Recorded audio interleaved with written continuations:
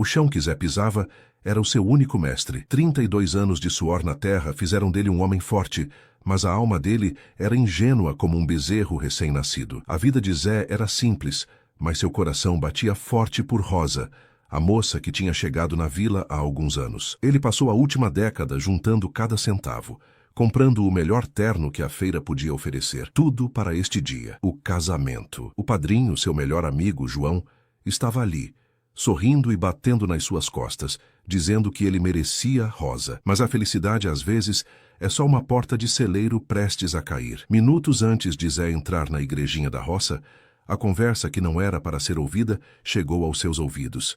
Não eram votos, eram planos. Planos de golpe, envolvendo Rosa, João e toda a poupança que Zé tinha. A mulher que ele amava há anos e o amigo que ele considerava irmão eram, na verdade, um casal de parasitas, pulando de cidade em cidade para roubar inocentes. Naquele momento, Zé não era mais o homem ingênuo.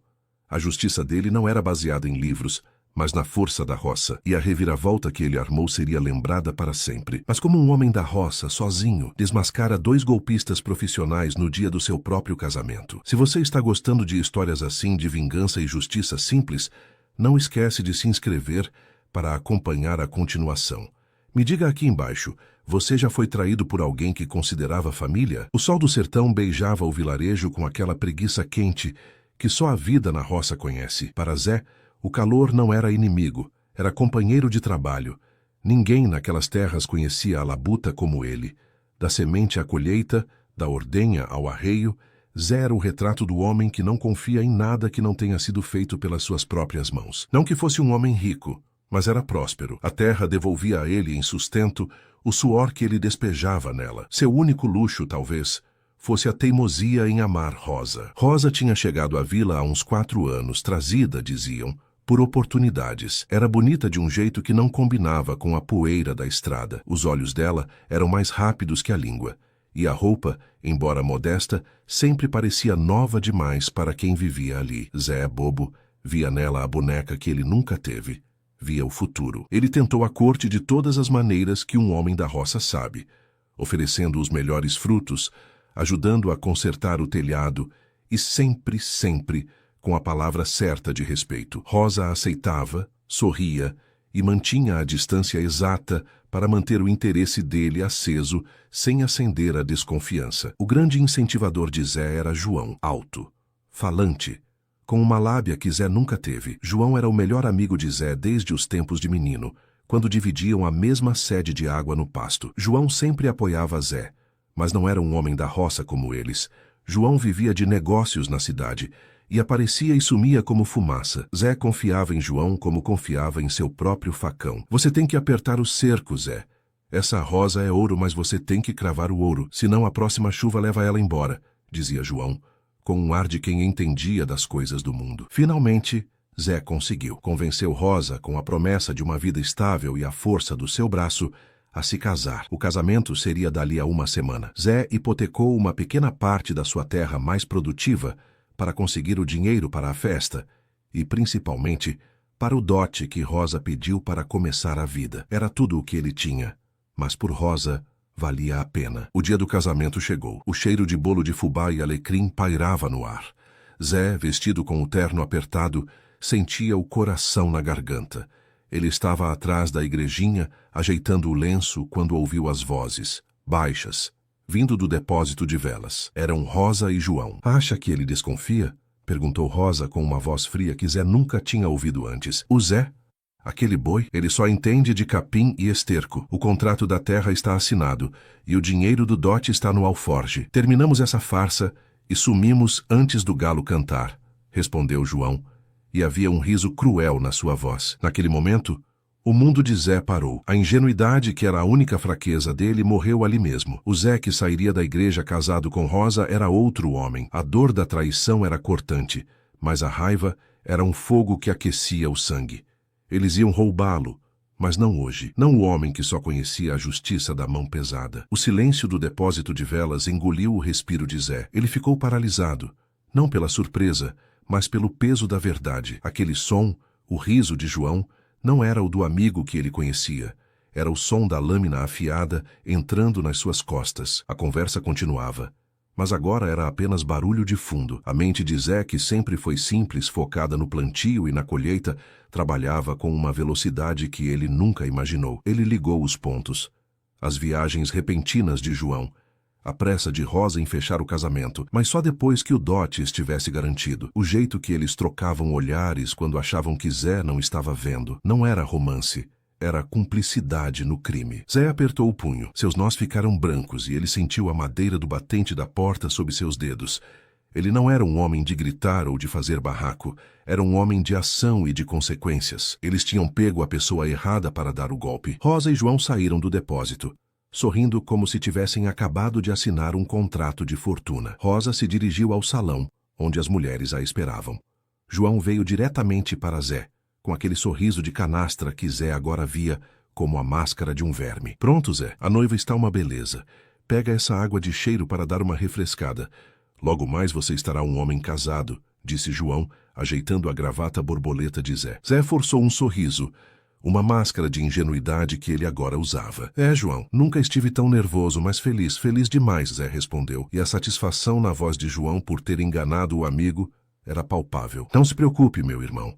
A gente tem que comemorar hoje. Você sabe, a gente vai sumir amanhã cedo, não é? João perguntou, dissimulando, como se estivesse falando do plano da viagem de lua de mel que Zé tinha organizado. Ah, claro, sumir, vamos sim, concordou Zé. O plano deles era fugir com o dinheiro na manhã seguinte. O plano de Zé começava agora. A cerimônia começou. A igrejinha estava lotada. O padre Chico, um homem de 80 anos que conhecia Zé desde que ele era criança, estava no altar. Zé caminhou até o altar, sentindo o peso do terno e o peso da mentira. Quando Rosa entrou de branco, parecia uma santa. O cheiro de flor de laranjeira era forte. Ela sorriu para Zé e ele viu, pela primeira vez, o vazio por trás dos olhos dela. Era uma atriz e o palco dela era a vida simples de Zé. O padre começou os votos. Estamos aqui reunidos. Zé não ouvia o padre. Ele olhava para Rosa.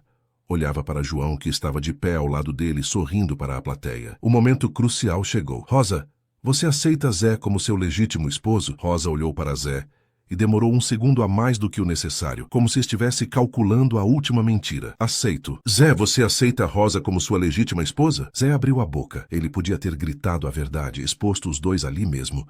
Mas o que ele ganharia com isso?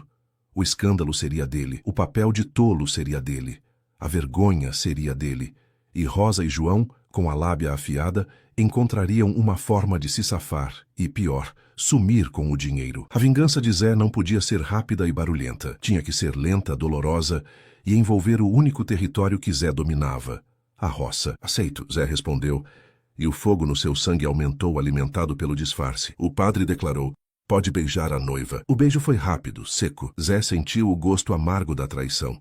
O casamento estava consumado. A fuga e o canto do galo. A festa era o auge da alegria na roça. Música de viola, churrasco e cachaça de alambique. Zé, o noivo, bebia e sorria, parecendo o homem mais feliz do mundo. Ele fez questão de encher o copo de João, o padrinho, e de Rosa, a noiva. Bebe, meu irmão. Hoje o mundo é nosso. Zé gritava e João aceitava rindo. Rosa, mais contida, só bebia água, mas Zé, discreto, garantiu que o vinho que ela bebia depois do brinde fosse generosamente batizado com a cachaça mais forte que ele guardava para os dias de frio extremo. Ao cair da noite, Rosa já demonstrava cansaço. Os olhos dela estavam pesados. Acho que vou me deitar, Zé. Essa festa me cansou, ela disse bocejando antes das 10 da noite. Vá, meu amor. Eu cuido das visitas, disse Zé beijando a testa dela. João ficou até mais tarde, ajudando Zé a despachar os últimos convidados mais bêbados. Por volta da meia-noite, a casa de Zé estava em silêncio. A lua nova deixava a roça na escuridão profunda. Acho que vou nessa, Zé. Boa noite de núpcias, campeão, disse João com uma piscadela. Espera, João, vem cá. Preciso te mostrar uma coisa, Zé chamou, conduzindo João até o celeiro, que ficava a uns 50 metros da casa. João seguiu, cambaleando levemente, a cachaça de Zé fazendo efeito. O que é, Zé? É a herança do avô? Onde está o dinheiro? Perguntou João, a ganância brilhando. Zé parou no meio do celeiro. O cheiro de feno e animal era forte. Ele acendeu um lampião. O dinheiro está bem guardado. Mas antes de irmos atrás dele, preciso que você me ajude com esse porco. Ele está doente. Você tem a mão boa, Zé disse, apontando para um chiqueiro improvisado no canto. João bufou. porcos, estou de terno, deixa isso para amanhã. Não posso esperar, João. É o meu porco favorito, por favor, pela nossa amizade. É só segurar ele. A amizade era a corda que Zé usava para puxar o tolo. João, sentindo-se superior e apressado para fugir com o dinheiro, entrou no chiqueiro. No momento em que João estava curvado sobre o animal, Zé agiu. Rápido como um raio, ele não usou a força do punho, mas a inteligência do fazendeiro. Zé pegou uma corda grossa, usada para amarrar o gado mais bravo, e laçou os braços de João, prendendo-os atrás das costas, antes que o golpista entendesse o que estava acontecendo. João se debateu. O que é isso, Zé? Uma brincadeira idiota? Zé puxou a corda com toda a sua força bruta, e João caiu de joelhos na lama do chiqueiro. Não é brincadeira, João. É a hora de pagar o dízimo, disse Zé, e a voz dele era plana, sem emoção, mas com uma ameaça silenciosa que congelou João. Do que você está falando, Zé? Você está bêbado? Zé se agachou, olhando nos olhos do amigo traidor. Eu estava escondido atrás do depósito de velas hoje, João. Eu ouvi. Ouvi você e Rosa falando sobre o boi que só entende de capim e esterco. Ouvi sobre como iam fugir com a minha terra e a minha poupança. O pânico tomou conta de João. Ele tentou se libertar da corda, mas Zé havia prendido os nós de uma maneira que só um vaqueiro que lida com touros sabe. Zé, não é o que você pensa. Rosa, ela me forçou. Ela é uma cobra. Eu estava te protegendo. João tentou mentir, desesperado. Zé deu uma risada curta, seca. Não tente me enrolar com a sua lábia, João. A única coisa que você me protegia era de ficar com o meu dinheiro. Agora, você vai me ajudar a resolver o problema que você criou. Zé pegou uma faca de desossa longa e afiada e a segurou à luz do lampião. João gritou. Calma, João. Eu não sou assassino, sou justo. Você ia me tirar tudo. Agora eu vou tirar o que me serve de você, Zé disse, e cortou apenas o terno de João, arrancando a roupa nova e deixando o traidor apenas com a camisa de baixo. Zé arrastou João para um canto escuro do celeiro. Você vai passar a noite aqui, pensando em como ser um homem decente, e amanhã você vai ter um papel especial no resto da festa. A noite de núpcias. Zé voltou para casa. O lampião aceso no quarto de casal iluminava Rosa, que dormia profundamente na cama nova, resultado do efeito da cachaça e do cansaço do golpe. Ele entrou no quarto em silêncio. Tirou o terno. Não havia ódio, apenas uma fria determinação. Ele procurou e encontrou o alforje escondido debaixo da trouxa de roupa de Rosa. Estava lá, pesado, o dinheiro da venda da terra, o dote. Zé pegou o alforje. Rosa começou a se mexer na cama. Zé parou, esperou. Ela virou, mas continuou dormindo. Zé sentou-se na beira da cama, observando-a. Por anos ele a idealizou. Ela era o sonho dele. Agora, ela era apenas o instrumento de uma traição. Ele não a acordaria. Ele não a bateria. O castigo dela não seria físico. Seria a humilhação pública e a perda total da segurança que ela tanto buscava no golpe. Zé saiu do quarto levando o alforje. Ele trancou a porta por fora com um cadeado antigo. Na cozinha, ele pegou um pedaço de pão, manteiga e café frio. Ele precisava de energia. A noite era longa e ele tinha muito o que preparar. A justiça de Zé não era aquela que passava pelos tribunais. A justiça dele era a justiça do fazendeiro. Plantar o veneno e colher o fruto amargo. Ele foi até a oficina. Lá ele tinha todas as ferramentas que um homem de trabalho precisa. Zé pegou o machado, o serrote e, o mais importante, a cal de construção. O sol começaria a nascer em algumas horas. Antes que o primeiro galo cantasse, Zé precisava ter seu cenário pronto para a cena final. Preparação do terreno. Zé passou o resto da madrugada trabalhando com a precisão de um cirurgião. Ele começou com o celeiro. Ele não queria que João fugisse. A roça era grande, mas Zé era o caçador. Ele usou o serrote para cortar a corda em pedaços pequenos, mas longos, e amarrou João, de forma que ele pudesse se mover o mínimo possível, mas que não parecesse sufocamento, apenas contenção. João estava acordado, mas o medo e a ressaca o deixavam mole. Zé, me solta. O que você vai fazer? Vamos dividir o dinheiro. Você fica com a maior parte, João implorava. O dinheiro não está em jogo, João.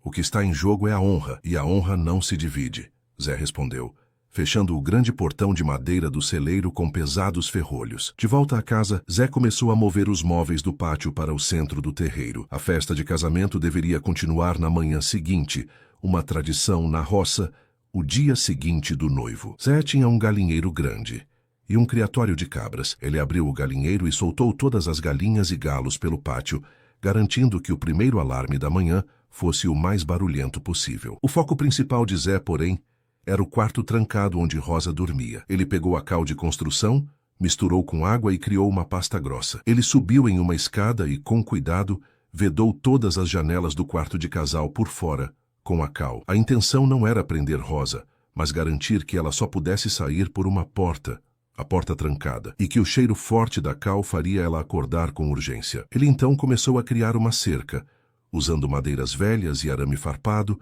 em torno da casa. Não era uma prisão, mas um palco. Ele estava isolando a casa para garantir que a saída de Rosa fosse no tempo e local dele. A única saída que ele deixou clara era a porta da frente, que estava trancada, e a chave ele tinha no bolso. O desenho da reviravolta. O céu começava a ficar cinza, e o primeiro galo cantou alto e estridente, exatamente como Zé esperava. Os vizinhos que tinham bebido demais começariam a acordar em breve, e voltariam para o segundo dia de festa, trazendo os pratos tradicionais de café da manhã. Zé estava na varanda de braços cruzados, checando seu trabalho. A casa parecia um forte abandonado, com as janelas brancas de cal. Ele então pegou o alforje cheio de dinheiro e o colocou sobre a mesa do terreiro. O dinheiro era a isca. Com um último olhar para o sol que subia, Zé foi para o celeiro. João estava chorando. Zé, por favor, me solta. A gente pode negociar. Eu vou embora e nunca mais volto, juro. Você não vai embora, João. Você vai assistir ao seu próprio enterro, Zé disse, e abriu o portão do celeiro. Ele cortou as amarras das pernas de João, mas manteve as mãos presas. Ele arrastou João para fora, jogou um saco de estopa na cabeça do traidor e o amarrou firmemente. Zé então fez a coisa mais estranha de todas. Ele pendurou João em um carvalho velho no centro do terreiro.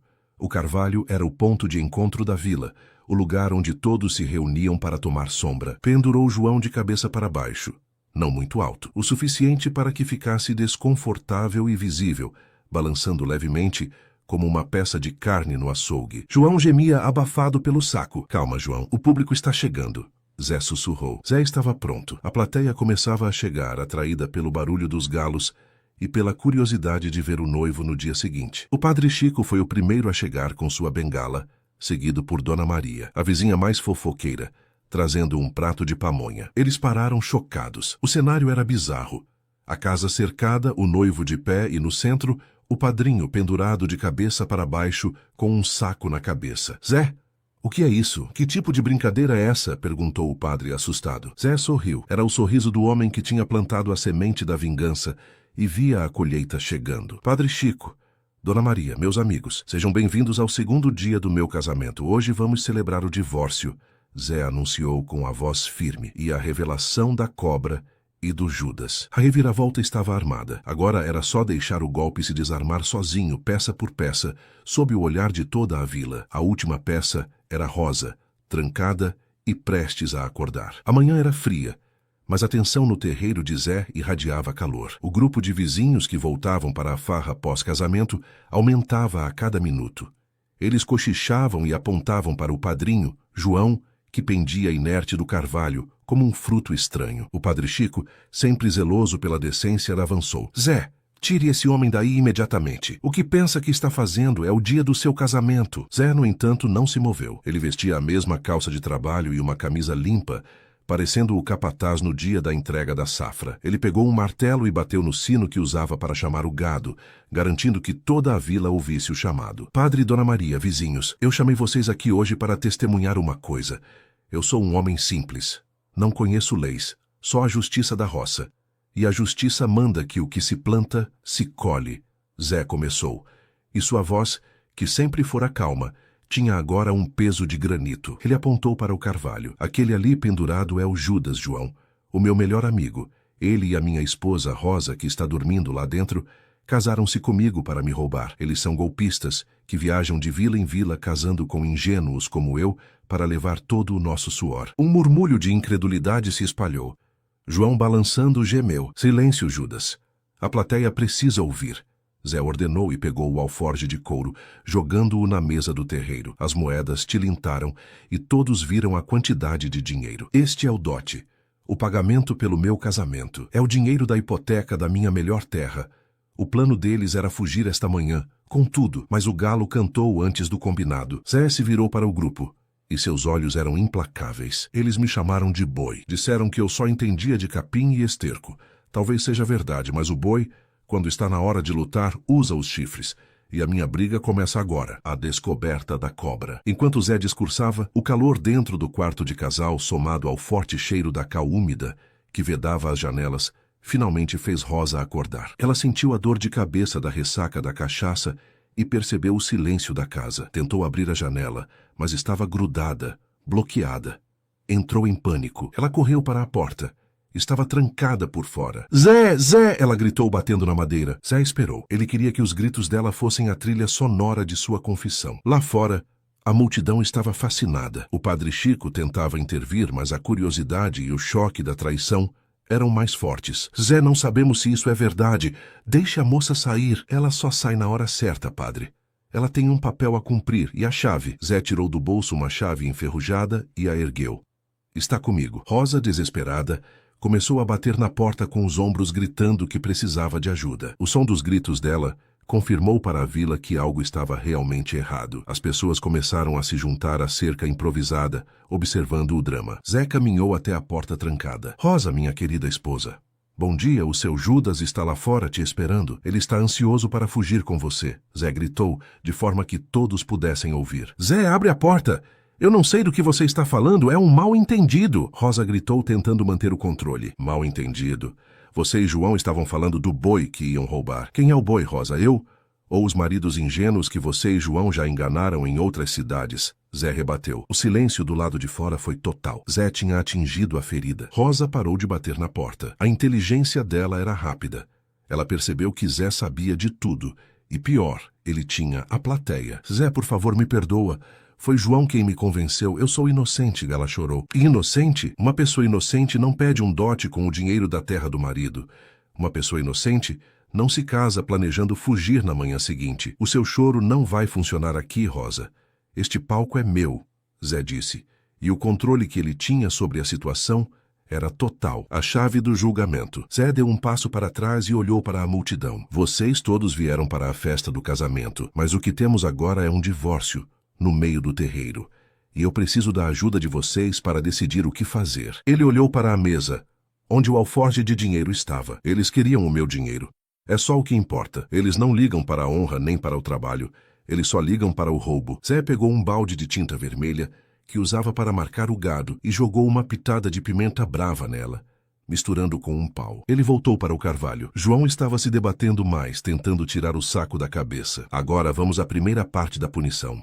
O Judas precisa ser marcado, Zé disse. A multidão observava, horrorizada, mas ninguém ousava interromper. Zé era um homem respeitado, e a indignação com a traição superava o medo da violência. Zé tirou o saco da cabeça de João. O rosto do golpista estava inchado e vermelho de sangue, que descia pela gravidade. Olhem para ele, vizinhos. Este é o homem que comeu na minha mesa, que beijou minha esposa e que planejava me deixar na miséria. João chorava e implorava por misericórdia. Zé, eu te imploro, me solta. É tudo culpa de Rosa, ela tem um passado sombrio. Eu não duvido, João. Mas você escolheu o caminho dela e agora você vai ser um exemplo. Zé pegou o pincel e, com a tinta de marcar gado, pintou um grande J de Judas e um cifrão na testa de João. A dor na cabeça de João era intensa, e o cheiro forte da tinta misturada com a pimenta o fez tossir e chorar mais. Isto é para que, em qualquer cidade que você tente se esconder, saibam que tipo de verme você é, Zé declarou. E pendurou o saco de volta na cabeça de João. A oferta final. Zé voltou à porta trancada, segurando o balde de tinta e a chave. Rosa, a sua hora chegou. Eu vou te dar uma escolha, mas você precisa de coragem para tomá-la. Rosa estava chorando incontrolavelmente atrás da porta. Qualquer coisa, Zé. Eu faço o que você quiser. Bom, você veio atrás do meu dinheiro. Eu sou um homem de negócios. Vamos negociar sua liberdade e a sua honra, Zé propôs. Ele olhou para o alforje na mesa. O meu dinheiro está aqui. Tudo o que eu tenho.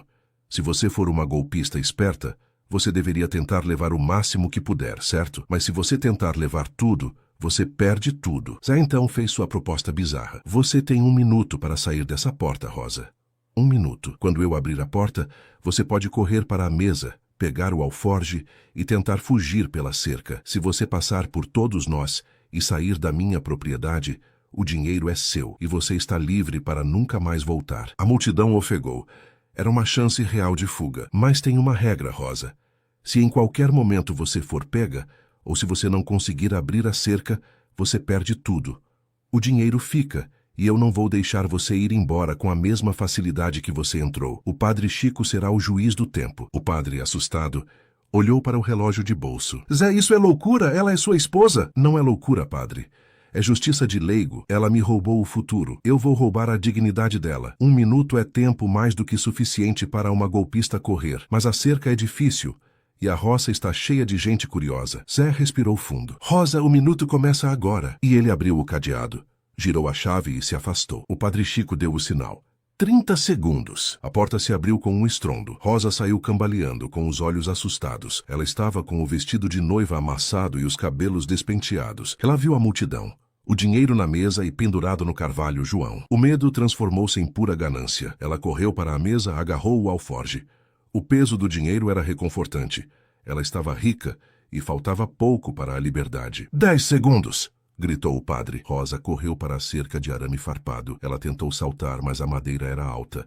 E o vestido de noiva a atrapalhava. O tecido enroscou-se no arame. Ela rasgou o vestido, desesperada, e conseguiu passar, mas caiu do outro lado. Levantou-se e correu, tropeçando, segurando o alforje. A cerca não era alta o suficiente para pará-la, mas a atrasou. E era exatamente o que Zé precisava. A colheita da humilhação. Quando Rosa passou a cerca, ela estava livre, mas completamente desfigurada pela corrida e pela sujeira da roça. Ela começou a correr pela estrada de terra, em direção à saída da vila. Acabou o tempo, gritou o padre. Rosa estava fora da propriedade de Zé. Ela tinha o alforje, ela tinha ganhado, mas Zé sorriu. Acabou o tempo da negociação, padre, mas não o tempo da colheita. Zé pegou o balde de tinta vermelha e um pote de melado que usava para tratar os animais. Vocês acharam que eu ia deixá-la ir assim com meu dinheiro? Eu sou ingênuo, não idiota. Zé havia calculado cada passo. Ele sabia que a ganância de Rosa a faria pegar o dinheiro.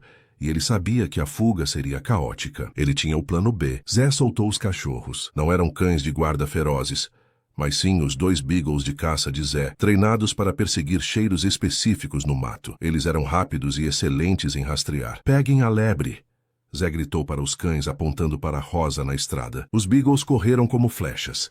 Em poucos segundos alcançaram Rosa, que estava exausta e em pânico. Os cães não a morderam. Eles foram treinados para brincar com a caça, derrubando-a e esperando o mestre. Rosa caiu na poeira da estrada. Os cães começaram a pular nela, tentando brincar com o alforje, que caiu de suas mãos. Zé caminhou calmamente, seguido pela multidão de vizinhos. Eles pararam no limite da propriedade. Rosa, desmoralizada, via Zé se aproximar. O que você vai fazer? Você disse que se eu conseguisse fugir, eu estaria livre. Ela implorou. Você está livre, Rosa. Você só não vai levar o meu dinheiro e você vai levar a minha marca de casamento. Zé pegou o melado e despejou sobre Rosa, que estava deitada na poeira. O melado pegajoso grudou no vestido de noiva rasgado e na poeira. Em seguida, ele pegou a tinta vermelha com a pimenta e pintou nela o mesmo símbolo de João, o J e o cifrão. O melado é para a nossa lembrança, Rosa, e para que os insetos te acompanhem na sua viagem. Zé disse. Ele pegou o alforje e o ergueu. O dinheiro fica aqui, é o suor de um homem justo. Zé se virou para a multidão. Podem voltar para a festa, e o casal de golpistas vai aprender a trabalhar, ou a fugir da justiça de Deus. Rosa, coberta de melado e tinta, levantou-se e correu chorando pela estrada, humilhada e de mãos vazias. A imagem dela se desfazendo na poeira do sertão foi a última coisa que Zé viu de sua esposa. Zé olhou para João, ainda pendurado. Você fica aí, Judas. O padre e a vizinhança vão decidir o que fazer com você depois que a festa acabar. O casamento tinha acabado. A justiça da roça tinha prevalecido. A poeira que Rosa levantava ao fugir pela estrada era a última nuvem que Zé precisava dissipar. Quando ela sumiu de vista, ele sentiu um alívio profundo, misturado à exaustão física e emocional da noite. A multidão estava em choque. Não era a reação violenta que muitos esperavam, mas era, na visão da roça, a mais eficaz. A humilhação completa e a privação do ganho ilícito. Zé caminhou de volta para o carvalho, onde João ainda estava pendurado gemendo. O sol já estava alto e o calor começava a apertar. O padre Chico se aproximou tirando o chapéu. Ele não estava mais assustado, mas reflexivo. Zé, meu filho, o que você fez é severo, mas pelos relatos que ouvi, talvez seja a única língua que esses tipos entendam. Você demonstrou uma grande força moral, mas o que faremos com ele? O padre apontou para João. João, sentindo que a plateia estava mais calma, começou a implorar novamente. Padre, Zé, me soltem, eu conto tudo. Onde Rosa guarda os outros golpes, eu ajudo a pegar o dinheiro deles. Zé cruzou os braços.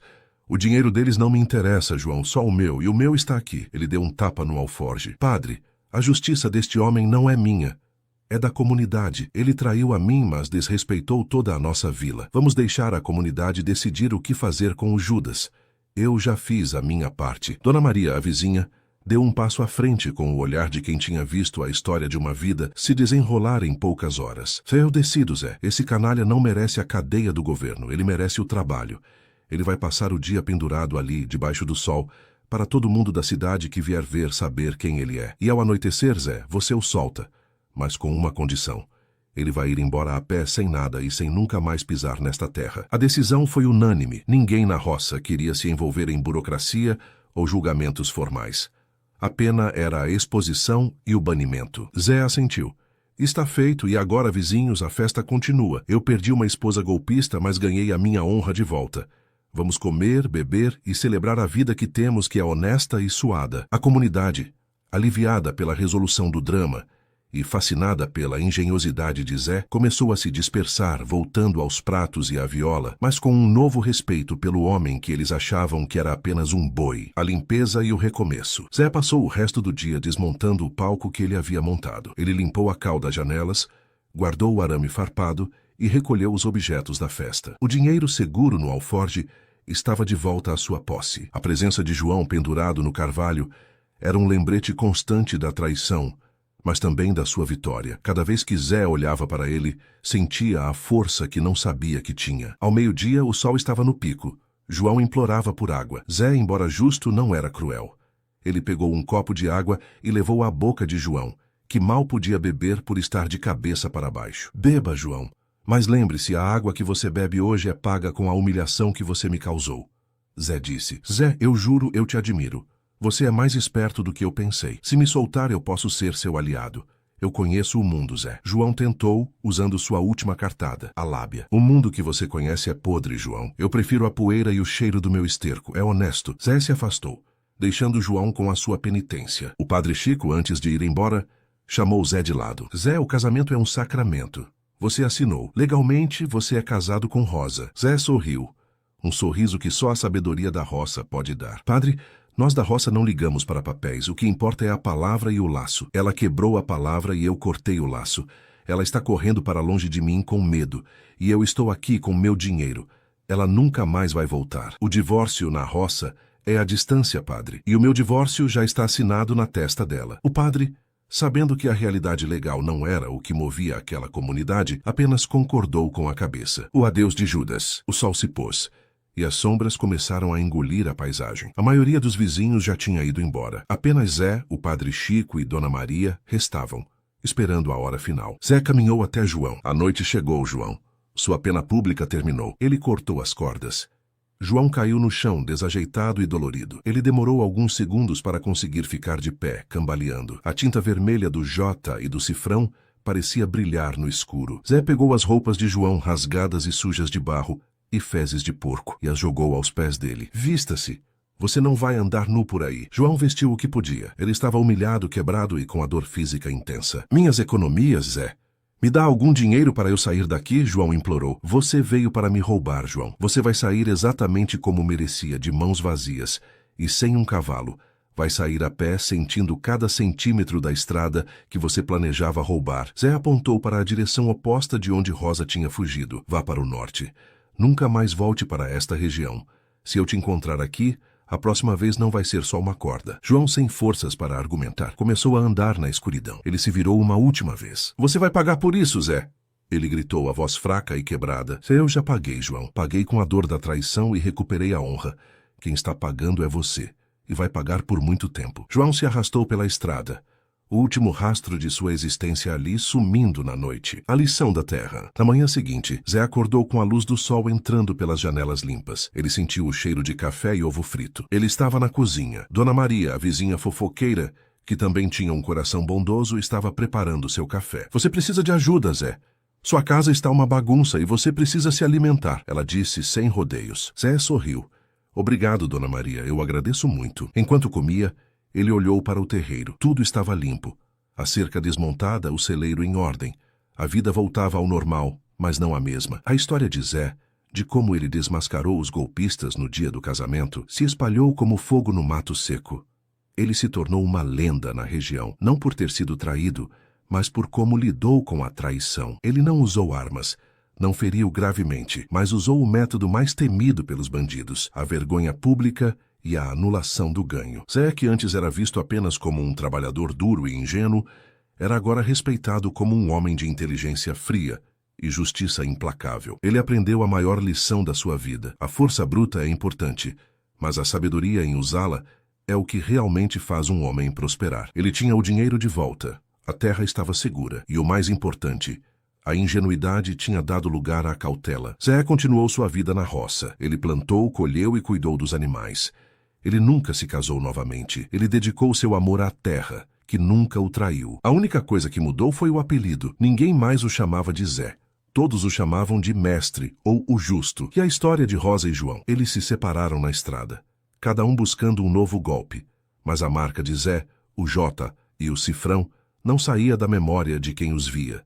E a história de Zé os perseguia por onde quer que fossem. O homem da roça, que só entendia de terra e suor, tinha provado que a verdadeira força não está nos estudos, mas na integridade. E assim, Zé viveu sua vida, um homem em paz com a terra e com a justiça que ele mesmo aplicou. Aquele casamento não foi o fim de Zé, mas o verdadeiro começo. Os meses que se seguiram ao casamento do divórcio não trouxeram sossego imediato, mas trouxeram uma paz de espírito que Zé nunca tinha conhecido. Aquele dia, o dia em que ele transformou sua dor em estratégia, mudou a estrutura social da vila para sempre. A vila, antes um lugar de rotinas previsíveis, fervilhava de visitantes curiosos. Pessoas de vilarejos vizinhos vinham ver a terra do justo, o lugar onde um homem simples tinha ensinado uma lição a golpistas profissionais. Não era turismo, era uma peregrinação em busca de histórias de justiça real. Zé, no entanto, manteve sua rotina. Acordava antes do sol, tratava dos animais e trabalhava na lavoura. A única diferença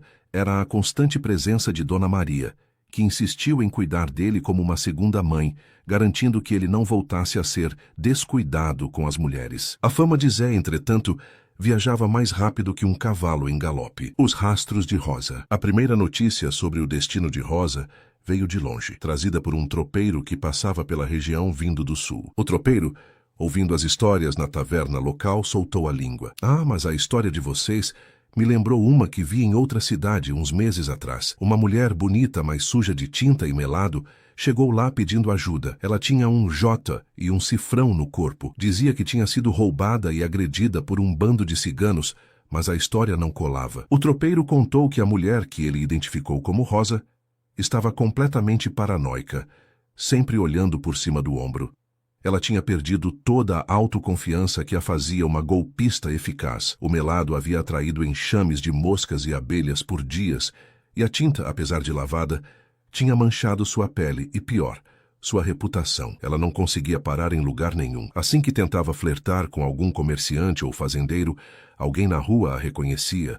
Ouvia-se o boato da mulher marcada. Ela tentou lavar a tinta com querosene, mas só piorou a irritação. Acabou fugindo da cidade, humilhada, porque ninguém mais confiava nela para nada, nem para um simples trabalho de costura. A marca de vocês, Zé, era o carimbo do destino dela. Zé ouviu a história mexendo seu café. Não sentiu alegria, apenas a confirmação de que sua justiça era duradoura. A pena de Rosa não era a prisão, mas a incapacidade de cometer o mesmo crime novamente. Zé tinha destruído a única ferramenta de trabalho dela, a confiança e a beleza. Cerca a luta de João. A notícia de João demorou mais a chegar, mas foi mais dramática. João, sem dinheiro, sem cavalo e marcado com o símbolo do Judas, tentou sobreviver roubando galinhas e pedindo esmolas nas cidades mais distantes. Ele tentou enganar pequenos fazendeiros prometendo negócios milagrosos, mas a fama do Judas da roça tinha chegado até ele. A tinta de marcar gado, embora fosse resistente, eventualmente saiu, mas a história permaneceu. O que Zé fez foi garantir que a traição fosse o primeiro rótulo que João carregaria. João, desesperado, tentou voltar para o esquema com Rosa, mas eles se desencontraram e, quando a encontrou brevemente, ela o culpou pelo desastre. Eles brigaram feio e se separaram, a aliança deles destruída pela ganância e pela derrota. A queda final de João aconteceu quando ele tentou dar um golpe em uma fazenda muito grande, no interior de Minas. Ele tentou roubar o gado, mas foi pego pelos peões. O capataz, um homem da velha guarda, reconheceu a história de João não pelo rosto, mas pelo nome. Você é o tal João, o amigo que traiu o Zé, o justo, não é? Perguntou o capataz. João pálido tentou negar. Não minta. O Zé fez um bom trabalho em espalhar sua fama. Aqui não vamos te pendurar, João, mas vamos te ensinar o que é trabalho duro. João foi forçado a trabalhar como peão, sem salário, apenas por comida e abrigo, até pagar a dívida do roubo das galinhas e da tentativa de golpe. Ele, o homem que se gabava de viver de esperteza, foi reduzido a um servo sob o sol causticante, sob o olhar constante de capatazes que conheciam sua vergonha. A pena de João era a mais temida por ele, a obrigação do trabalho braçal honesto para sobreviver, algo que ele sempre desprezou. Zé tinha garantido que o Judas terminasse pagando seu pecado através do suor que ele tanto se recusava a derramar. O novo respeito. A tranquilidade de Zé era agora lendária. Sua propriedade, antes uma terra fértil, era agora um farol de moralidade. As pessoas não vinham pedir conselhos sobre plantio, mas sobre justiça. Vizinhos vinham contar seus problemas. Disputas de terras, casamentos desfeitos, dívidas não pagas.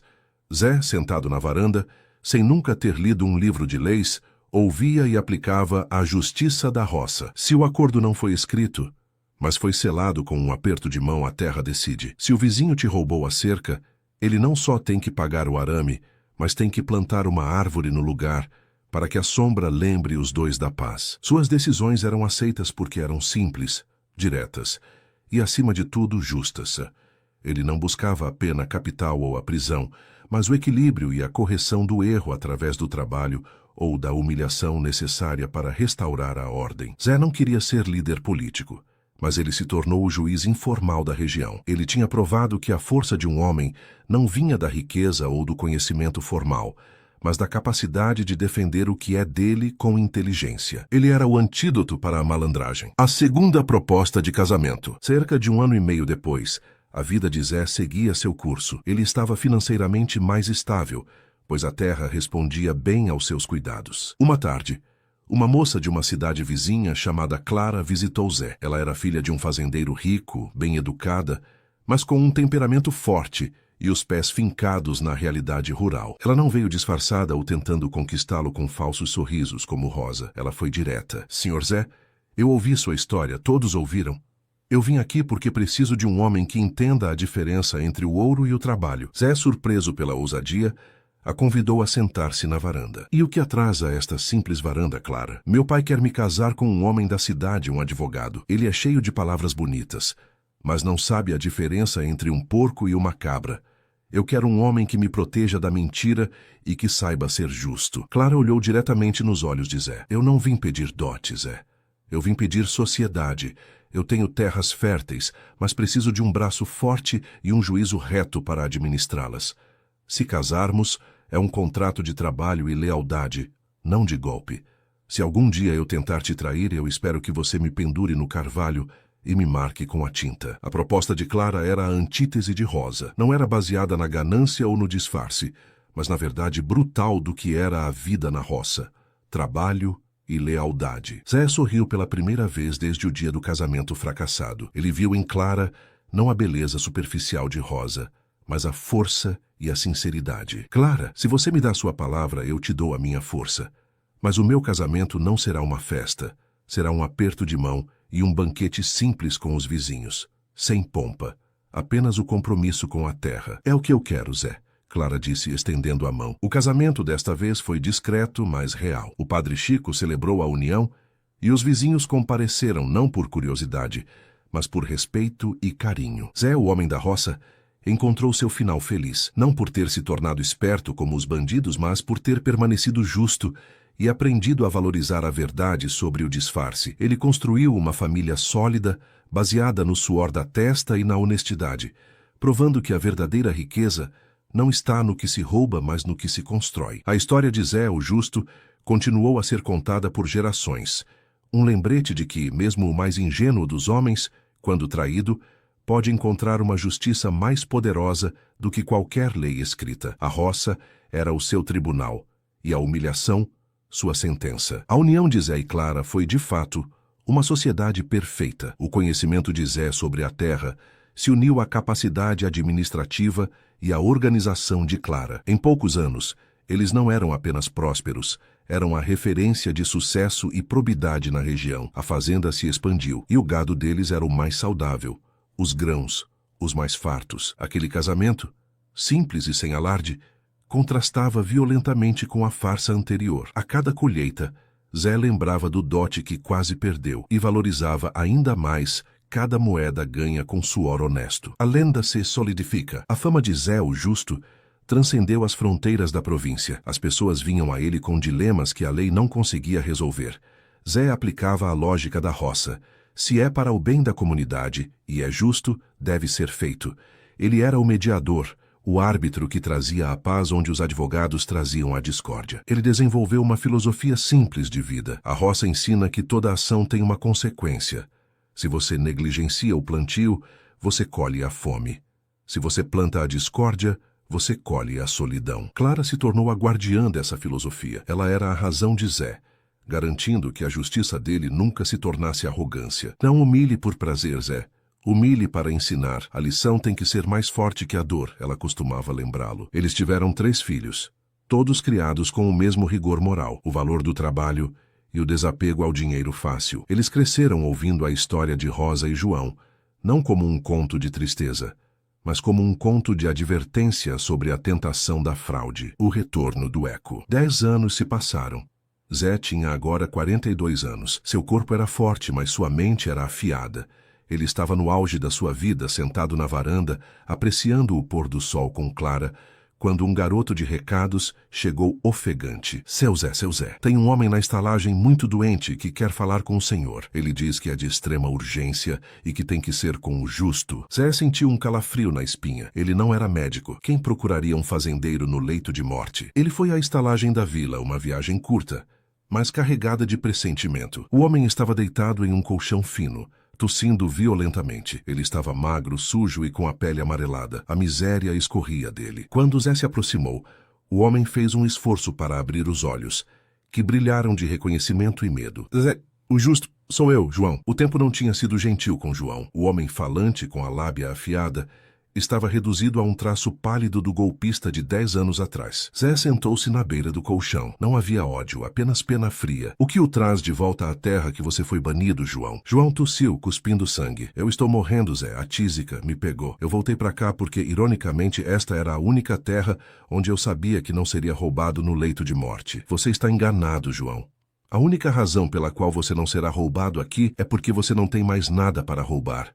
Zé corrigiu com a voz plana. João gemeu. Eu sei, eu paguei. Paguei com trabalho duro, com doença. A marca que você me deu, o J de Judas, nunca saiu. Não da pele, mas da alma. Eu fui um fracasso até na minha penitência. E Rosa, onde ela está? Rosa, ela terminou muito mal. Ela tentou enganar um coronel no sul, mas ele era mais esperto que nós. Ele não a desmascarou.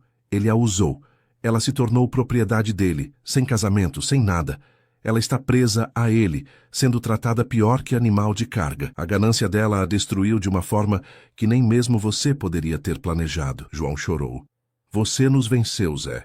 Sua simplicidade era a nossa maior armadilha. A última confissão e o perdão da roça. João tentou se levantar, estendendo a mão trêmula. Zé, eu não vim pedir perdão pela traição. Eu sei que o que eu fiz é imperdoável, mas eu vim para um último acerto de contas. Você tem que saber. João revelou que o esquema deles era muito maior. Eles não eram apenas um casal. Eram parte de uma rede de golpistas que visava fazendeiros prósperos, mas ingênuos, por todo o interior. Nós éramos o primeiro nível. O dote era para o chefe. Se tivéssemos conseguido fugir com seu dinheiro, teríamos recrutado você para o esquema, Zé. Eles queriam sua força e seu nome para limpar dinheiro sujo. Zé ouviu, horrorizado, mas não surpreso. E por que você está me contando isso agora, João? Porque eu quero morrer com um ato de verdade. Zé, você me ensinou o que é a honra. Você me tirou tudo, mas me deu o único valor que eu tive na vida. A lição de que o roubo não compensa. João tirou do bolso um medalhão pequeno. Isto não é meu. É um pertence de Rosa. Ela o roubou de um de seus maridos passados, um fazendeiro de Santos. Ele era um homem bom, e ela o deixou na ruína. Ela me pediu para devolver se eu a abandonasse. Eu o guardei todos esses anos. Leve. Talvez ajude a consertar algo do mal que fizemos. Zé pegou o medalhão que era pesado e banhado a ouro. Um pedacinho de justiça para outra vítima. E o que você quer de mim, João? João tossiu longamente, a vida escapando dele. Só uma coisa, Zé. Permissão para morrer em paz nesta terra, não como um Judas expulso, mas como um homem que, no final, tentou confessar seu pecado. Zé olhou para o moribundo. A raiva tinha desaparecido há anos. Agora restava apenas a compreensão do sofrimento humano. Aquele não era mais o traidor. Era um homem no fim de sua jornada miserável. Você pode ficar, João. Ninguém vai te tocar. Você morreu para a roça no dia em que foi pendurado no carvalho.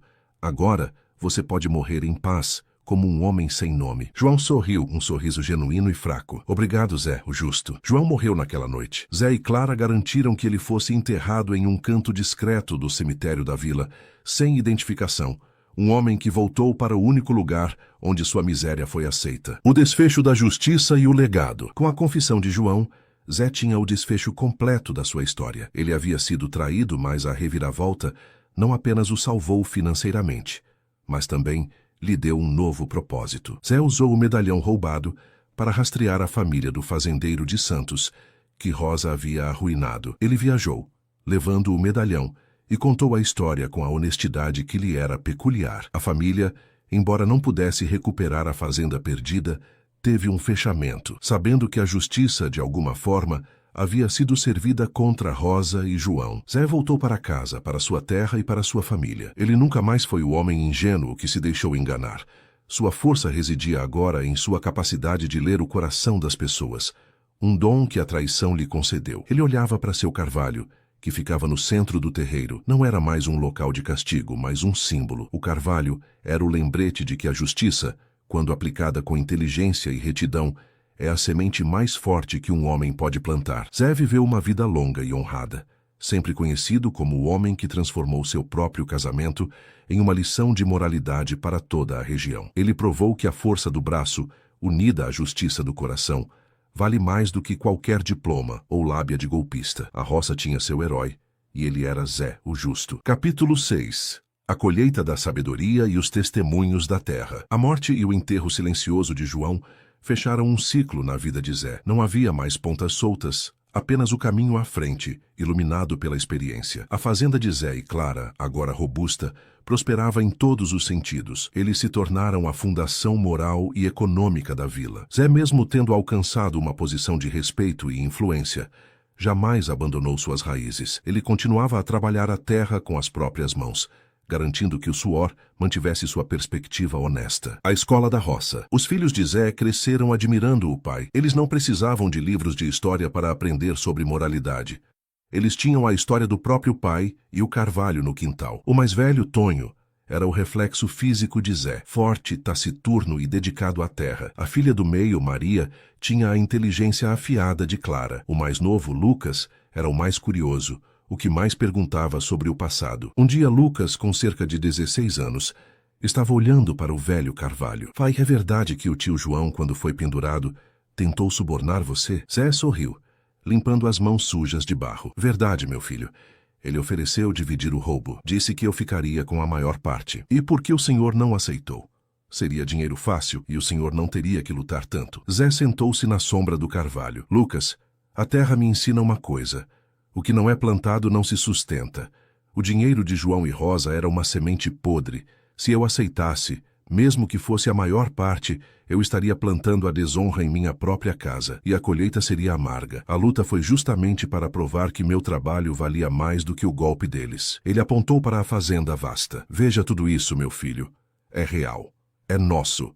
É fruto do nosso suor. Isso é o que a honestidade constrói. O golpe constrói castelos de areia que o primeiro vento da justiça derruba. Essa era a escola de Zé. Lições de vida baseadas na realidade crua da roça. A reparação pessoal. Anos depois, Zé teve a oportunidade de realizar uma reparação mais profunda, algo que ia além de si mesmo. Ele estava no mercado da cidade vizinha quando viu um velho, curvado e com as roupas remendadas, vendendo pequenos artesanatos de madeira. O rosto do homem era marcado pela tristeza e pela resignação. Algo na postura daquele homem tocou Zé. Ele se aproximou. Bom dia, senhor.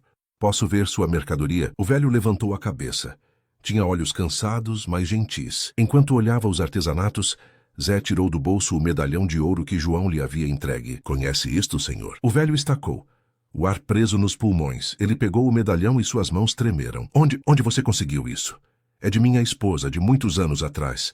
Minha esposa que me abandonou e levou tudo. As lágrimas vieram aos olhos do velho. Eu sou o fazendeiro de Santos. O que Rosa arruinou. Zé, com a calma de quem já havia enfrentado a pior das traições, contou a ele a história completa, poupando os detalhes mais cruéis da morte de João e da miséria de Rosa, mas enfatizando que a justiça havia sido servida. O velho, cujo nome era Geraldo, abraçou Zé e chorou. Eu pensei que estava louco todos esses anos, Zé. Eles me fizeram parecer um tolo. Ninguém acreditava que eu havia sido roubado. Disseram que eu bebi o dinheiro, que eu enlouqueci de amor. Zé o convidou a voltar com ele para a fazenda. Geraldo não tinha mais nada, mas tinha uma história e a prova de sua sanidade. Geraldo passou a viver na fazenda de Zé, trabalhando na carpintaria. Ele era a prova viva do mal que Rosa e João causaram e o testemunho silencioso da redenção. Ter Geraldo por perto era um constante lembrete para Zé e seus filhos do quão perigosa é a ganância. O padrão de moralidade. A figura de Zé cresceu tanto que quando o prefeito da cidade vizinha tentou instalar uma tecnologia nova, uma bomba d'água movida a eletricidade que parecia boa demais para ser verdade, os fazendeiros vieram a Zé primeiro. É um golpe, Zé? Perguntavam eles, desconfiados de qualquer coisa que cheirasse a negócio fácil. Zé, que ainda era avesso a tecnologias que ele não podia consertar com as próprias mãos, foi cauteloso. Ele não era contra o progresso, mas contra a farsa. Ele via o dilema. Se vocês não entendem como funciona, vocês estão à mercê de quem a vende e de quem a conserta. E o homem que tem o conhecimento é o que tem o poder. A terra não se corrompe.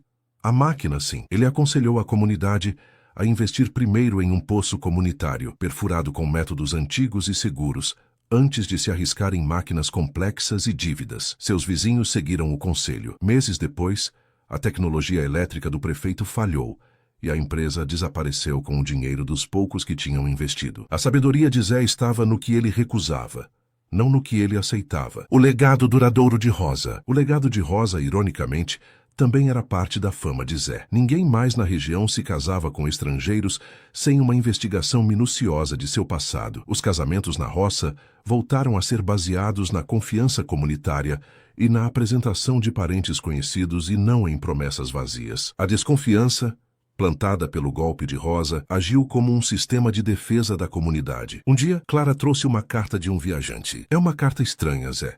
Fala sobre uma mulher no sul muito doente que está prestes a morrer. Ela pediu para ser mandada de volta para a terra do justo. Zé leu a carta. Era Rosa. O coronel para quem ela tinha sido vendida a abandonou quando ela ficou muito doente. Sem ter para onde ir, e com a fama de Zé se espalhando, ela pedia para voltar, para morrer perto do único lugar onde a verdade, por mais dura que fosse, havia sido revelada. O que faremos, Zé? Perguntou Clara. Ela nos fez muito mal. Zé olhou para a sua esposa, para seus filhos, para sua terra segura. A pena dela terminou, Clara. A minha justiça não é a morte, é a lição. Ela aprendeu a lição. Se ela quer morrer aqui, ela pode vir, mas ela não terá um centavo meu e será tratada como indigente. O perdão não é esquecer, Clara. É deixar de sofrer pelo erro do outro, e eu não sofro mais por ela. Rosa voltou. Trazida por caridade. Ela estava irreconhecível, consumida pela doença e pela miséria. Ela não tinha a beleza fria de antes, apenas a sombra de uma mulher. Ela foi colocada em um pequeno quarto de cura mantido pelo padre Chico. Zé e Clara a visitaram uma única vez, antes de ela morrer. Zé, ela sussurrou a voz fraca, o carvalho, ele nunca me deixou em paz, eu te peço perdão. O carvalho não perdoa, Rosa, apenas a terra. E a terra te aceitará como aceitou João. Zé respondeu sem emoção, mas sem rancor. Rosa morreu no dia seguinte, enterrada discretamente ao lado de João, na área dos anônimos. A vida de Zé, o justo, não terminou com a vingança. Terminou com a construção de uma vida de integridade. Ele havia provado que a maior força de um homem está em sua capacidade de se reerguer da traição e usar a própria dor como ferramenta de justiça. Ele não era mais o Zé ingênuo. Ele era o mestre, o exemplo, o homem cuja história provava que, na roça, o único dinheiro fácil é o que nasce da sua semente honesta. O casamento com Rosa foi a semente de sua sabedoria. Com a morte e o enterro de Rosa, 10 anos após a traição, Zé finalmente sentiu o peso daquele capítulo de sua vida se dissipar por completo. Não havia mais fantasmas.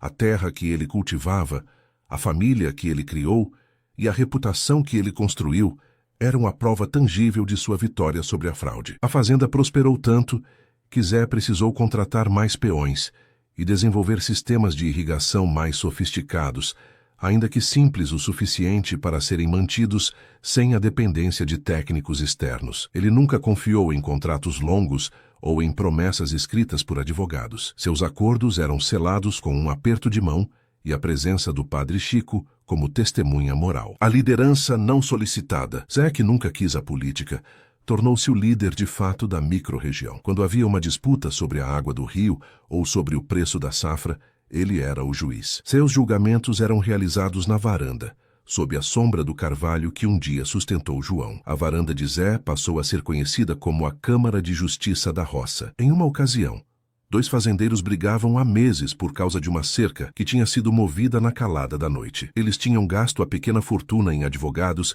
que só enrolavam o processo. Eles vieram a Zé, exaustos da briga e da dívida. Zé ouviu as 2 versões, caminhou até a propriedade em disputa e passou a manhã examinando a terra. Ele não usou bússolas ou documentos antigos. Ele usou a lógica da água. Onde a água escoa após a chuva?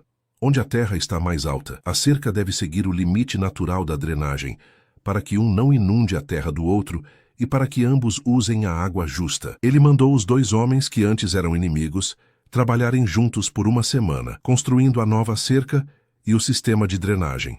Ao final, Zé não cobrou taxa, mas exigiu que eles dividissem o custo do arame e fizessem uma refeição juntos para selar a paz. A lei da cidade divide, a lei da roça une, porque sabemos que precisamos uns dos outros para sobreviver, Zé explicou. A justiça de Zé não era punitiva, mas restaurativa. Ele forçava os culpados a consertarem os danos com o próprio trabalho e forçava os inimigos a reconhecerem sua dependência mútua. O legado de Geraldo. Geraldo, o fazendeiro de Santos arruinado por Rosa, viveu muitos anos na fazenda. Ele não era apenas um carpinteiro.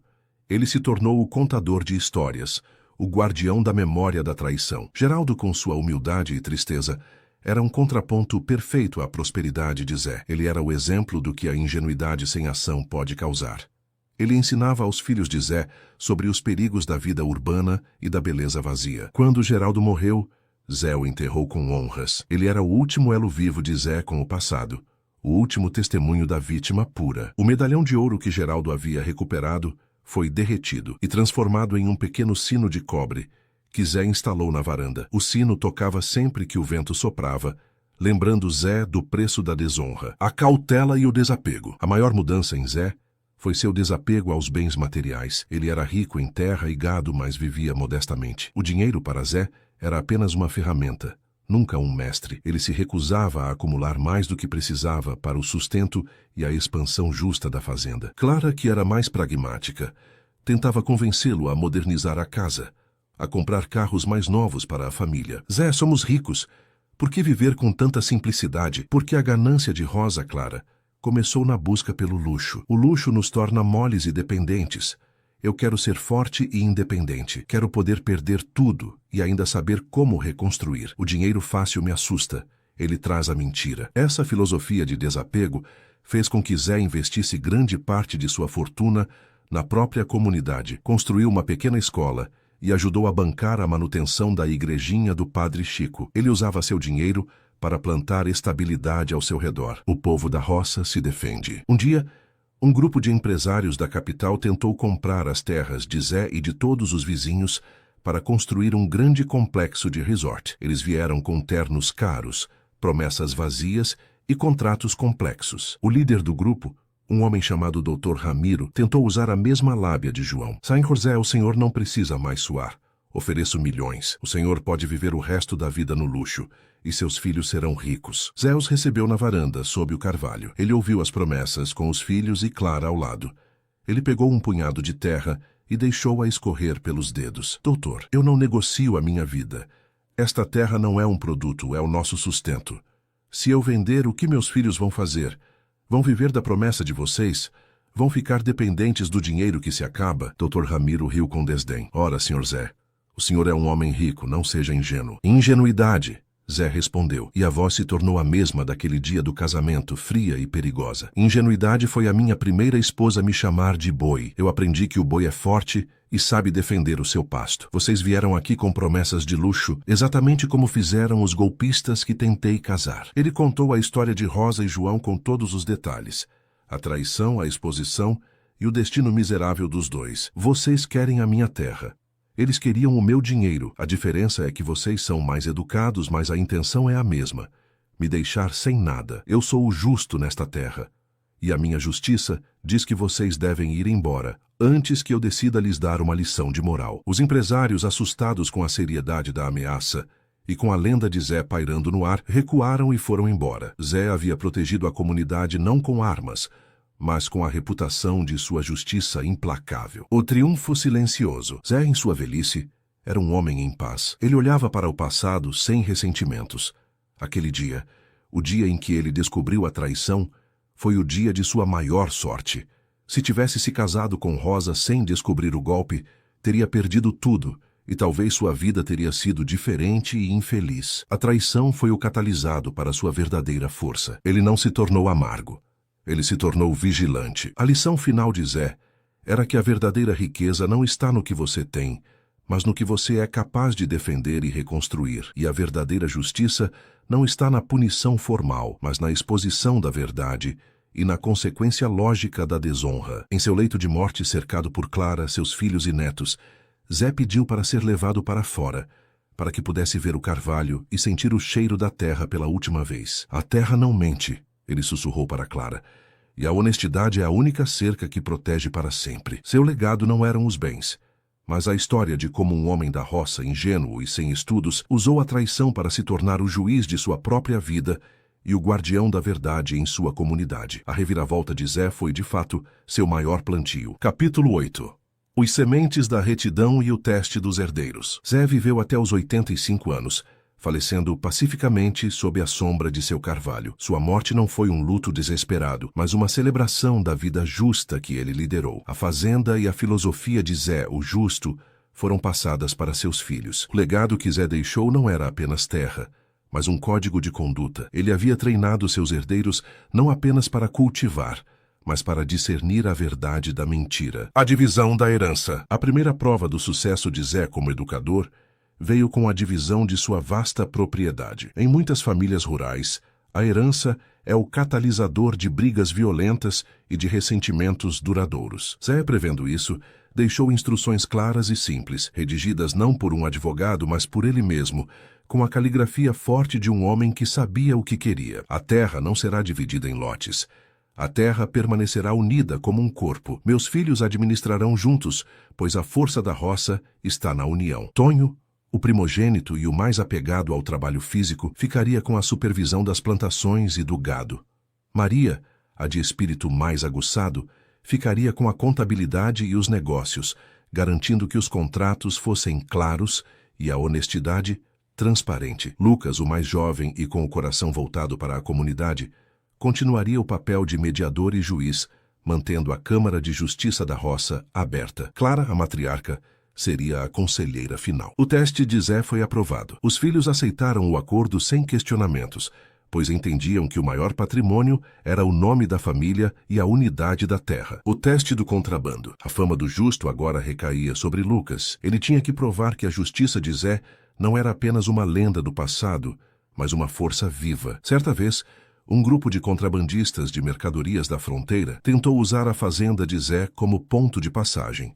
Eles vieram até Lucas, oferecendo uma quantia substancial para fechar os olhos por algumas noites. Lucas, lembrando-se das lições sobre dinheiro fácil, chamou seus irmãos para o conselho sob o carvalho. O dinheiro deles é tentador, mas o risco de sujar o nome do nosso pai é grande. O que fazemos? Tonho, o bruto, queria confrontá-los com força física. Vamos dar uma surra neles e expulsá-los. Maria, a pragmática, calculou o risco legal. Se fizermos isso, eles podem nos denunciar. Temos que ser mais espertos. Lucas, então, lembrou-se da lição do carvalho. A justiça de Zé era sobre exposição, não apenas sobre confronto. Lucas concordou em se encontrar com os contrabandistas. Eles apareceram à noite, carregando caixas de objetos ilícitos. Negócio fechado? Perguntou o líder dos contrabandistas. Fechado, disse Lucas, mas meu pai sempre me ensinou que antes de fechar um negócio importante, temos que rezar pela prosperidade. Lucas pegou o pequeno sino feito do medalhão de Geraldo e o tocou. O som agudo e metálico reverberou pela fazenda. Rezar. Os contrabandistas acharam graça. Sim, e para rezar, a comunidade deve testemunhar o acordo para que todos saibam que nosso negócio é limpo. Lucas tinha combinado com a vila que, ao som daquele sino especial, todos os homens da vizinhança deveriam se dirigir à fazenda, portando lampiões e suas ferramentas de trabalho. Em poucos minutos, a fazenda foi inundada por fazendeiros, carregando enxadas, machados e garfos, todos prontos para testemunhar o acordo. Os contrabandistas entraram em pânico. Eles não esperavam uma testemunha pública de seus crimes. O que é isso, Zé? Uma emboscada? Não, respondeu Lucas com a voz calma de seu pai. Isso é a roça. Aqui não se faz nada escondido. Agora vocês têm uma escolha. Podem fugir agora, deixando sua mercadoria, ou podem ficar e explicar a toda a vila de onde vieram e o que estão vendendo. E se tentarem violência, esta comunidade é treinada para defender o que é justo. Os contrabandistas, temendo a exposição e a fúria da comunidade armada, com ferramentas de lavoura, fugiram às pressas, deixando tudo para trás. A mercadoria ilícita foi entregue às autoridades, e a reputação de Lucas se firmou. Ele havia aplicado a justiça de seu pai, desmascarar a fraude com a luz da verdade e a força da comunidade. O retorno do Judas moderno. O tempo que cura as feridas também às vezes traz os velhos problemas em nova roupagem. Anos depois, Maria, a filha responsável pelas finanças, identificou um problema. Um novo especialista em finanças, vindo da cidade, estava manipulando os preços de compra e venda dos grãos da região, prejudicando pequenos produtores. Este especialista era conhecido por sua lábia e seu poder de convencimento. Ele era um João de terno e gravata. Maria e Lucas foram confrontá-lo na sede da cooperativa. Seu nome é Ricardo, certo? O senhor está oferecendo preços inflacionados na compra e depreciados na venda. Está lucrando com a ignorância dos fazendeiros. Maria acusou. Ricardo, confiante em sua educação e no poder do dinheiro, riu. Minha cara, eu sou um especialista em mercado. Seus fazendeiros são ingênuos, não entendem as oscilações. Lucas interveio. Aqui nós entendemos a diferença entre colheita honesta e roubo. Você está agindo como um parasita. Ricardo, arrogante, tentou humilhá-los. Eu sei de onde vocês vêm. O pai de vocês era um caipira sem estudos que teve sorte em um golpe de casamento, não é? O Zé, o justo, que nome ridículo. Acredite, eu sou o novo poder. O tempo do seu pai acabou. Lucas sentiu a raiva subir, mas se controlou, lembrando-se da frieza de Zé. O senhor está convidado a ir à nossa fazenda amanhã. Quero mostrar uma coisa que meu pai me ensinou. Às 10 da manhã. No dia seguinte, Ricardo apareceu, sorrindo de escárnio. Lucas o levou diretamente ao carvalho. Sob a árvore, Lucas havia cavado 2 buracos. O que é isso? É um campo de golfe da roça. Ricardo debochou. Não. Isso é um lembrete. Meu pai me ensinou que a desonra, quando exposta, se torna uma prisão mais forte que o ferro. Um desses buracos está vazio. O outro, Lucas pegou uma pá e desenterrou uma pequena cruz de madeira. Ao lado da cruz estava uma placa corroída pelo tempo que Lucas havia repintado. João, o Judas. Aqui jaz o Judas. Meu pai o pendurou naquele galho, exposto para a comunidade. Ele tentou roubar o que era nosso. Ele perdeu tudo. Ele voltou para morrer aqui, miserável e sem honra. Lucas apontou para o segundo buraco. Este buraco está pronto para você, Ricardo. Você pode tentar roubar a nossa comunidade com seus gráficos e números, mas se você continuar a roubar, você não será pendurado.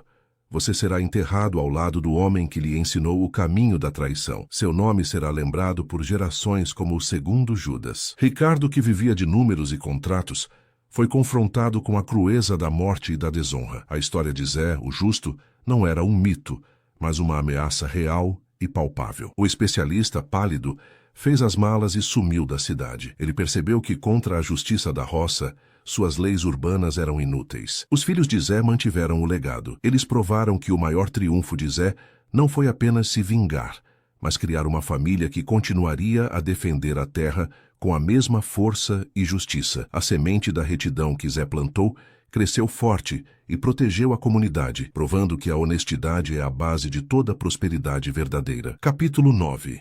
A filosofia do carvalho e a proteção da comunidade. O carvalho no terreiro da fazenda do Justo tornou-se o coração da filosofia de vida de Zé e agora de seus filhos. Não era apenas um ponto de encontro ou um marco histórico, era um monumento à vigilância e a integridade. Lucas, o guardião da justiça, frequentemente realizava reuniões sob suas folhas, garantindo que as disputas fossem resolvidas com a sombra da história sobre a cabeça de todos. O Código do Solo. A justiça da roça evoluiu para um código de convivência. Lucas e Maria, com a bênção de Tonho e a sabedoria de Clara, formalizaram os princípios de Zé, embora jamais os colocassem em papel oficial. Eles eram transmitidos oralmente, baseados em 4 pilares. A verdade da semente. O trabalho honesto é o único capital aceitável. O ganho fácil é uma semente podre que leva à ruína. A força do carro, comunidade. A comunidade deve se defender em conjunto. O individualismo é a fraqueza que os golpistas procuram. A punição da exposição. O pior castigo não é a prisão, mas a perda da reputação.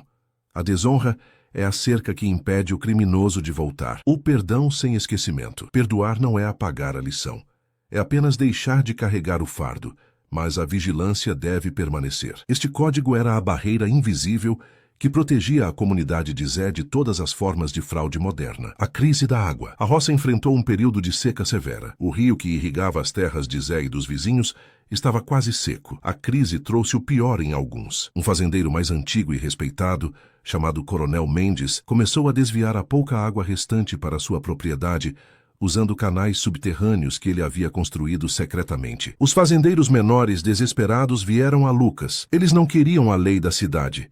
Eles queriam a justiça de Zé. Lucas, sabendo que Mendes era poderoso e respeitado, não podia simplesmente acusá-lo. Ele precisava de uma prova inegável e de uma condenação pública. Lucas organizou uma reunião de oração pela chuva na propriedade de Mendes, bem perto da casa grande, onde o fluxo de água era mais forte e onde Mendes se gabava de ter água suficiente. No dia da reunião, Lucas convidou toda a comunidade. Enquanto o padre Chico rezava no centro da propriedade de Mendes, Lucas e Tonho, com pás escondidas, começaram a procurar a fonte de prosperidade de Mendes, seguindo a lógica da drenagem de Zé. Eles cavaram exatamente no local onde a terra estava mais úmida, e em poucos minutos atingiram o canal subterrâneo ilegal. A água desviada começou a jorrar, inundando a área de oração. O coronel Mendes ficou lívido. O que vocês estão fazendo? Vocês destruíram minha irrigação. Lucas levantou a pá, apontando para o canal que tirava a água dos vizinhos. Coronel, o seu canal não é irrigação, é roubo. Enquanto nós rezávamos pela chuva, o senhor roubava o sustento dos seus vizinhos. O Código do Solo diz que a água é para todos. Você plantou a desonestidade. A comunidade, que já estava irritada com a seca, se voltou contra Mendes. Eles exigiram que ele desviasse imediatamente o canal e, mais importante, que ele pagasse pelo prejuízo de todos os fazendeiros menores que tiveram suas colheitas perdidas. A punição de Lucas não foi multa. Foi a exigência de que Mendes gastasse sua própria fortuna construindo um reservatório comunitário, usando o excedente de sua água para beneficiar a todos nos tempos de seca. Mendes, confrontado com a perda de sua honra e com a pressão de toda a comunidade, aceitou a pena imposta por Lucas.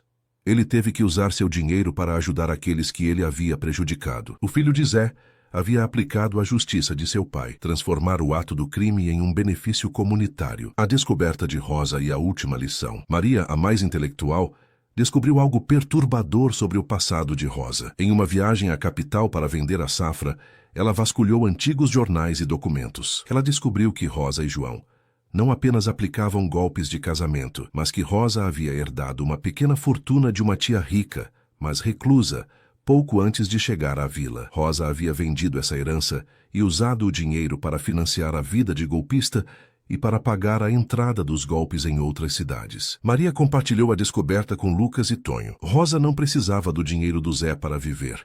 Ela era rica. Ela escolheu a vida do golpe, Maria explicou. Ela não era uma vítima da necessidade. Ela era uma viciada em traição. Essa revelação deu um novo significado à frieza de Zé. Ele havia percebido instintivamente que a motivação de Rosa não era apenas a necessidade, mas um prazer sádico em enganar. Lucas usou essa nova peça da história em sua próxima reunião com a comunidade, não para julgar Rosa, mas para ensinar. A maior ameaça não é a pobreza que rouba para comer, mas a riqueza que rouba por esporte. Os Judas modernos não têm cara de fome, eles têm cara de sucesso.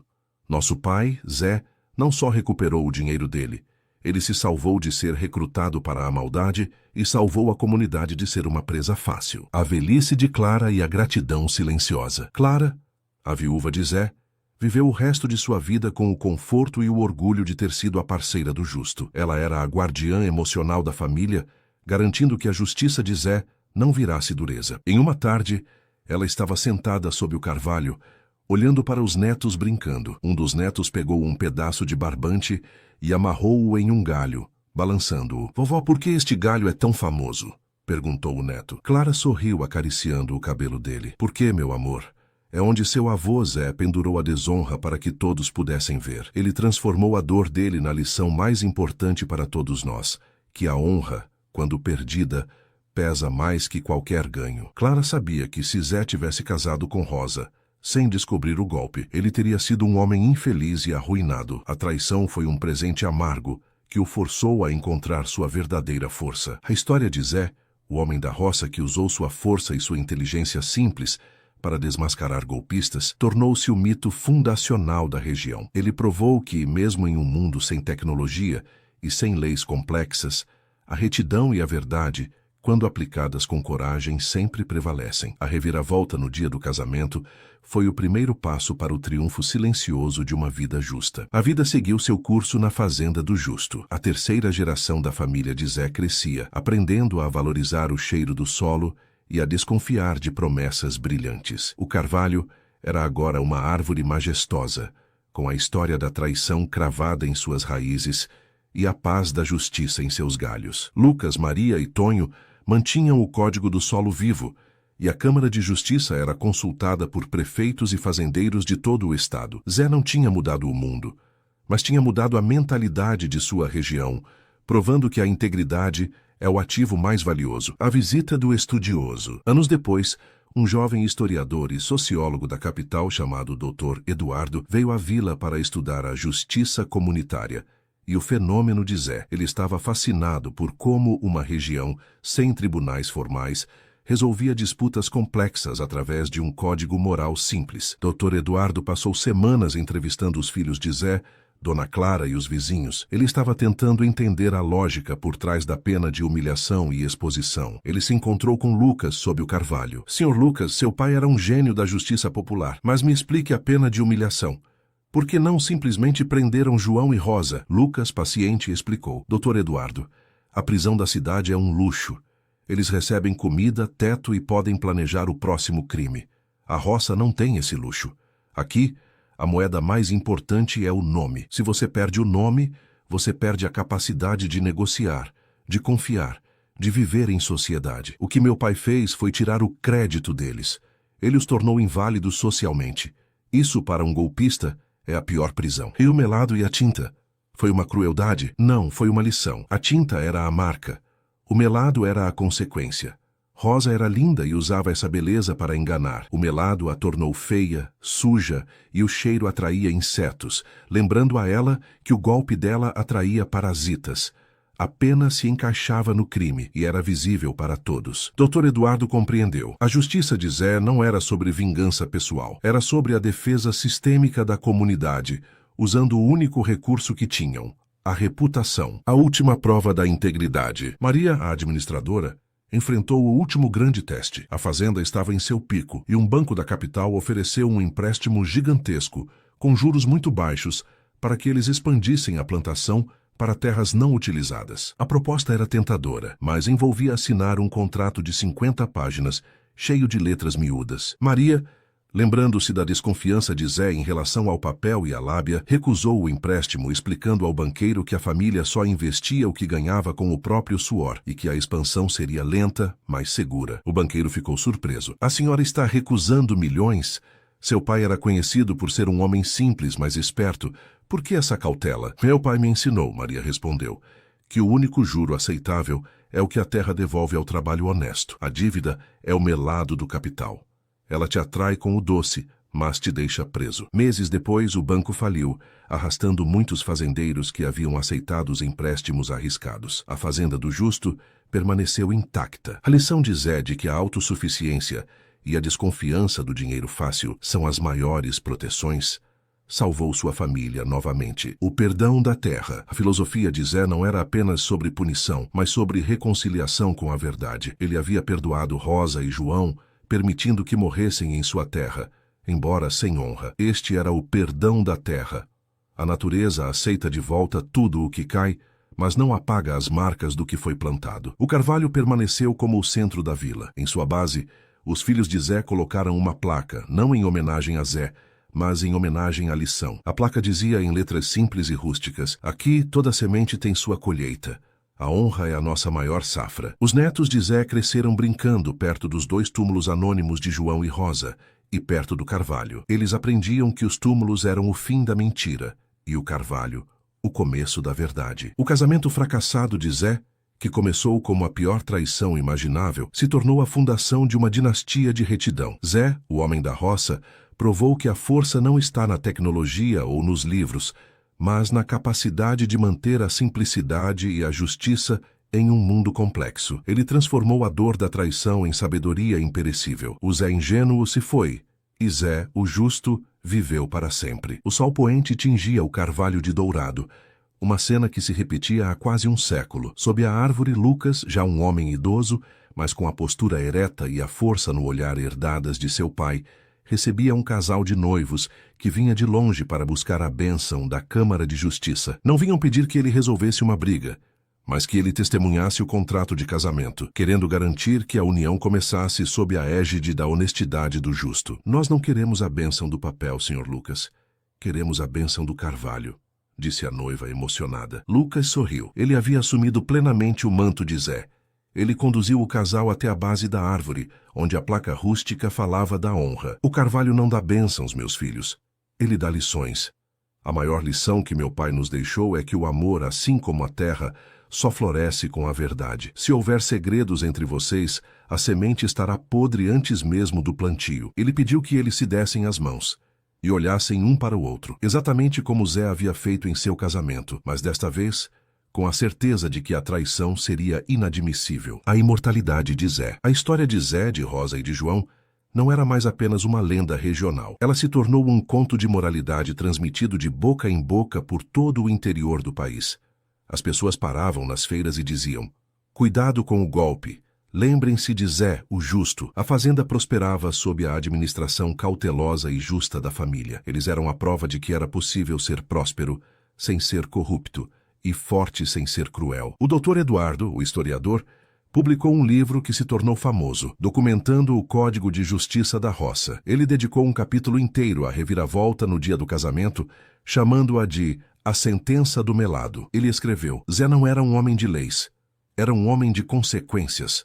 Ele desnudou a fraude não pela força do Estado, mas pela força da verdade exposta. A humilhação que ele impôs a seus traidores foi a única punição que um golpista teme: a perda da ferramenta de trabalho e a marca indelével da desonra. Os rastros finais. Clara, a companheira fiel, viveu até os 90 e poucos anos. Ela era o último elo com a ternura de Zé, a parte dele que equilibrava a justiça severa. Ela nunca se cansava de contar aos bisnetos sobre a ingenuidade inicial de Zé e como ele se transformou. Seu bisavô era um homem bom demais, ela dizia, mas a bondade, quando não é protegida, se torna fraqueza. Ele aprendeu a proteger a bondade com a inteligência. O casamento com Rosa foi o batismo de fogo dele. Clara sempre lembrava o momento mais dramático daquele dia, quando Zé abriu a porta para Rosa. Ele poderia ter matado ela ou gritado, mas ele a deixou escolher o caminho da própria ruína. Ele sabia que a ganância dela seria a arma dele. Ele deixou o demônio se autodestruir. A paz do fazendeiro. Lucas, sentado sob o carvalho, fechou o ciclo da cerimônia de casamento. Ele deu ao casal um pequeno pacotinho de sementes da fazenda. Plantem isso na sua casa. Cuidem delas como cuidam da sua verdade. Se a semente for honesta, a colheita será abundante. O casal se retirou grato e com os olhos cheios de admiração. Lucas permaneceu sozinho, olhando para o carvalho. Ele se lembrou da última vez que viu seu pai vivo, sentado ali tranquilo, olhando o horizonte. Ele pensou na simplicidade da vida de Zé, livre das complexidades e mentiras da cidade. Zé nunca precisou de status ou reconhecimento formal. Seu valor estava na honestidade de seu trabalho. Lucas tocou a casca áspera do carvalho, sentindo a memória de João pendurado e a lição que se irradiava da árvore. Aquele casamento fracassado não havia sido uma tragédia, mas o evento mais formativo da história da família. Foi o dia em que o homem da roça, sem estudos, mas com a alma forjada na justiça da terra, descobriu que sua maior força não estava no suor, mas na retidão de seu coração. O legado de Zé não era sobre o que ele acumulou, mas sobre o que ele se recusou a ser. O sol finalmente se pôs, e o silêncio desceu sobre a fazenda. O sino de cobre feito do medalhão de Geraldo tocou suavemente com a brisa da noite, um som melancólico, mas de alerta. A memória da traição permanecia, mas apenas como a sentinela da honra. Zé, o justo, tinha triunfado sobre a malandragem e seu exemplo vivia nas sementes de seus filhos.